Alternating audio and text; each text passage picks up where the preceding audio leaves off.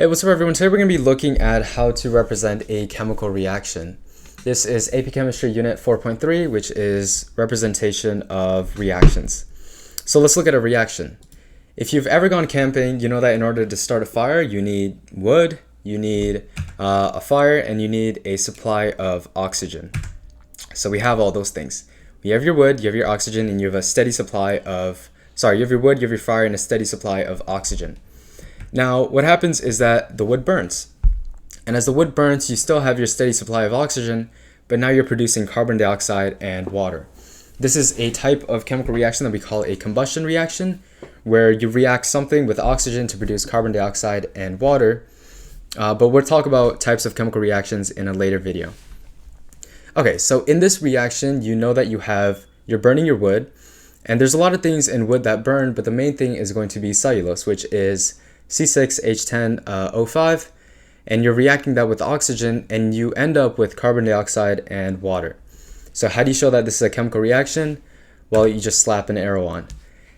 Now that we've put the arrow on, this is now a chemical equation. A chemical equation is a method of representing a chemical reaction where some reactants turn into products.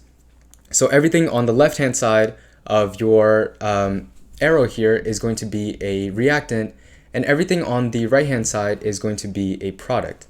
So in this case, your cellulose and your oxygen are reactants, and they're reacting to produce your products, which is carbon dioxide and water. Now, you can transmit more information using a chemical equation. For example, you can show what phase these reactants and products are in. You can show that your cellulose is solid, it's your wood, and you're reacting that with gaseous oxygen, which is the G, and you're producing gaseous carbon dioxide and gaseous water. The water is gaseous because since you have the fire there, the water evaporates into the gaseous form. If you had liquid, that would be an L, and if it was aqueous, that would be AQ. Now let's talk about the fire, because this reaction would not occur unless you had some sort of fire or like really an energy source into the system. And the way we can transmit that information is by putting a little delta underneath the arrow. And that delta means that you need some sort of heat, or you need some light, or any really like some sort of energy into the system in order for this reaction to occur. A lot of the times this delta is like emitted, you won't really see it, but it's helpful to know that reactions do need heat, and if you want to transmit that information, you can add this little delta. Now's a good time to start talking about the law of conservation of matter.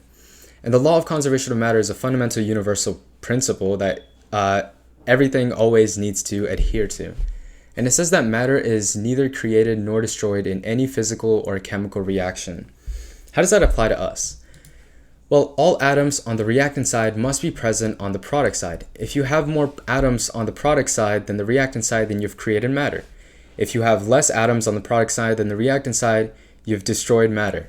And as you know, you can't do that. So let's go back to our equation here, our chemical equation, and see if we have adhered to the law of conservation of matter. You can see here I've omitted like the phases and like the delta just to make everything simple. But let's go back to the law of conservation of matter. On the reactant side, you have 6 carbon atoms, 10 hydrogen atoms, and 7 oxygen atoms. But on the product side, you only have 1 carbon atom, you have 2 hydrogen atoms, and 3 oxygen atoms. So how do we fix this problem? Well, you do that by adding coefficients to your reactants in your products. So you need to find the right combination of reactants that's going to balance your equation. What we've just done is balance the equation. And this balanced equation says that for every 1 molecule of cellulose that you have, you need 6 molecules of your oxygen, and that will produce 6 molecules of carbon dioxide and 5 molecules of water. So now let's verify that this does actually balance the equation. On the left-hand side, you have 6 carbons. On the right-hand side, you have 6 carbons. That checks out. Left-hand side, you have 10 hydrogens. Right-hand side, you have 5 water molecules. So each of these have 2 atoms of hydrogen. So 2 times 5 is 10. You have 10 hydrogens on both sides, so that checks out. And then for oxygen, you have your 5 from here and then 6 oxygen atoms. So that is a total of 17 oxygen atoms. And on the right hand side, you have the same thing. You have 6 times 2, which is 12, plus 5 is 17. So you have 17 oxygen atoms on the left hand side and 17 oxygen atoms on the right hand side. So all this balance out. One last note that I want to make is that whenever you have a stoichiometric coefficient of 1, you can just omit that. You don't need to show that there's a 1 here. It's kind of implied that there's a 1. And so you might be asking, how do I know how to balance this? Most of it is just trial and error. There's some small tricks that I'll go over in the next video, the practice video. But for the most part, it's really just practice, trial and error, and eventually you get an intuition for what it should be.